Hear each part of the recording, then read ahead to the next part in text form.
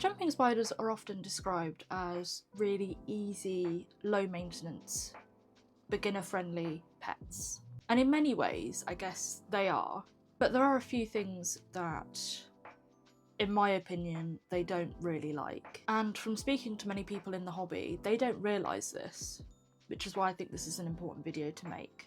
So today I want to take you through some of the most common ones, and I guess just how to avoid them. So this is probably one of the biggest ones. Now, I am part of quite a few Facebook groups for jumping spiders, and a lot of the time I'm seeing people set them up in enclosures that only have, say, ventilation at the top. I've seen many people put jumping spiders into glass enclosures, and in my opinion, this is not good and your spider will not like it, and here's why. Spiders need cross ventilation. So for instance, all of my spiders have ventilation on each side of the wall and at the top. So you get some good airflow in there and it's not stagnant and it cannot cause mould. They will just appreciate it a lot. Essentially, they don't thrive in sealed environments. And this isn't to do with ventilation as such, but jumping spiders really struggle to climb glass.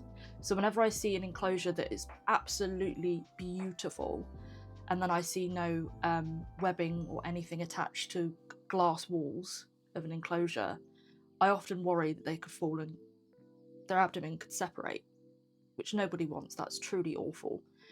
So our advice, I guess, would be premium acrylic, because my spiders have never ever had an issue climbing up them.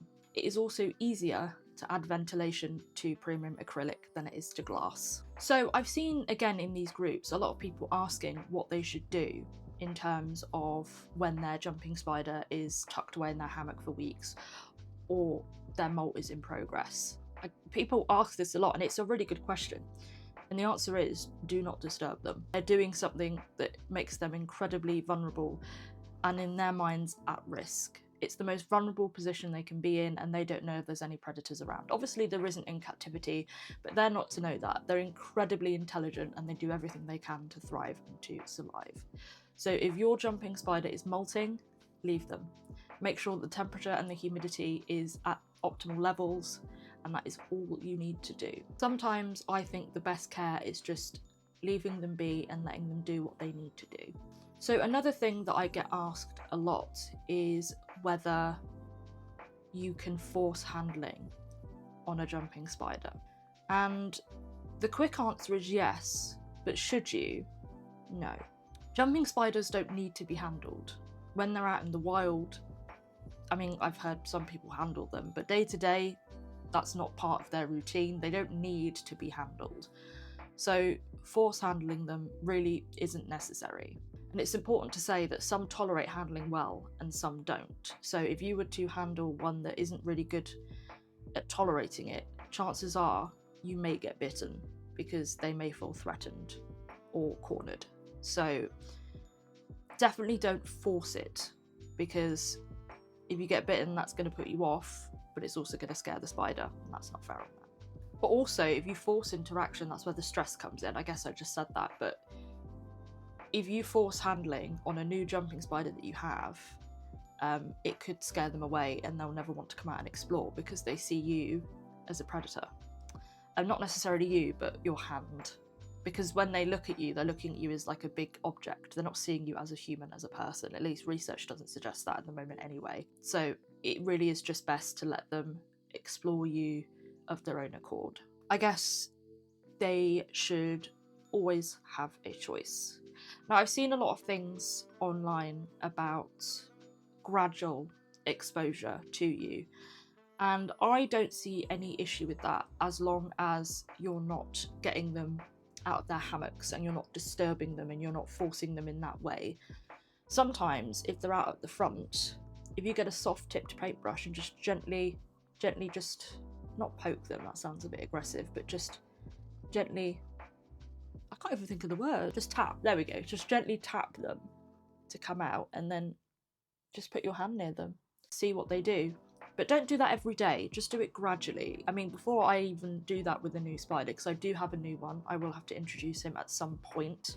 He is my least handleable spider because he wasn't really handled, I guess, as a baby.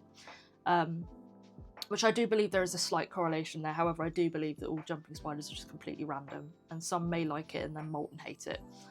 That's just the name of the game. I can't remember what my point was. You can definitely tell I've got ADHD. He is my least handleable spider because he hasn't been handled. But say with Mocha or with Cheeto, I've had them from I5 or I6, and I have made an effort to kind of gradually handle them and on their terms. So I suppose what I mean is just make sure that they have a choice in it. But if you're wanting to gradually expose them so they get used to handling, that's okay too. But we wouldn't do it every day, and we would do it at minimal stress to them.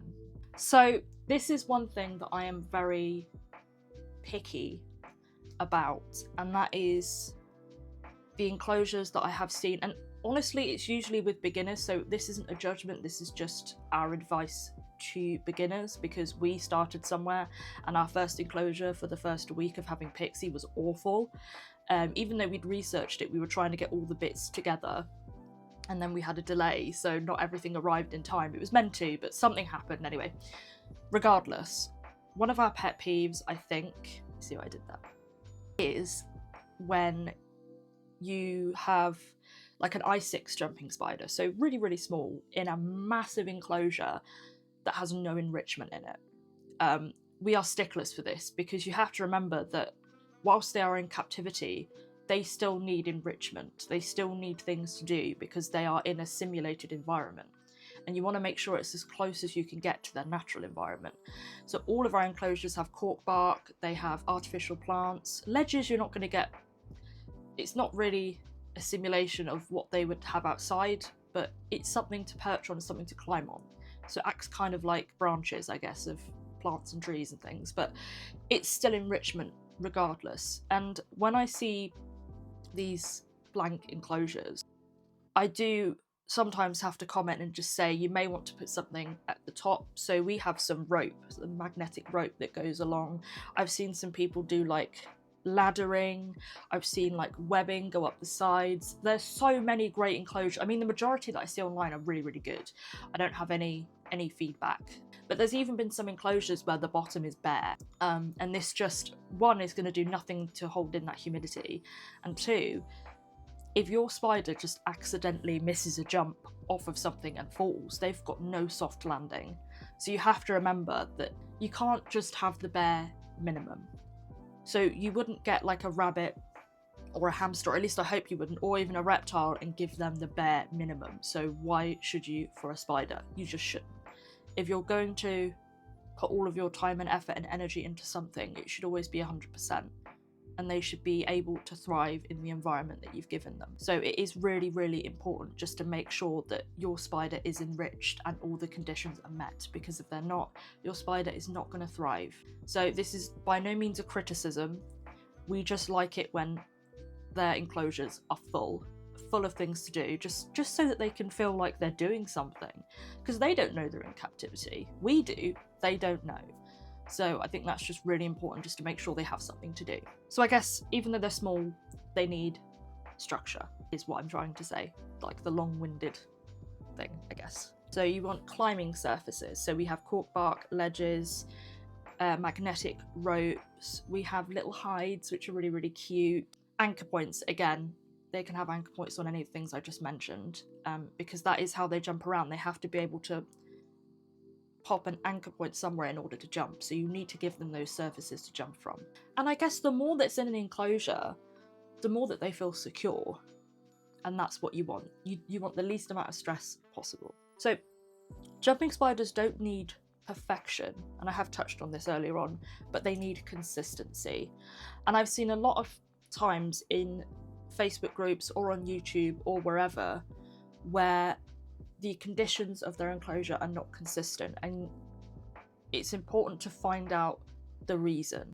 Oftentimes, especially in the country that I live in, which is the UK, weather conditions can really fluctuate, and I've seen that a lot of people will only use heat mats at certain parts of the year, which is absolutely fine if your heating is on.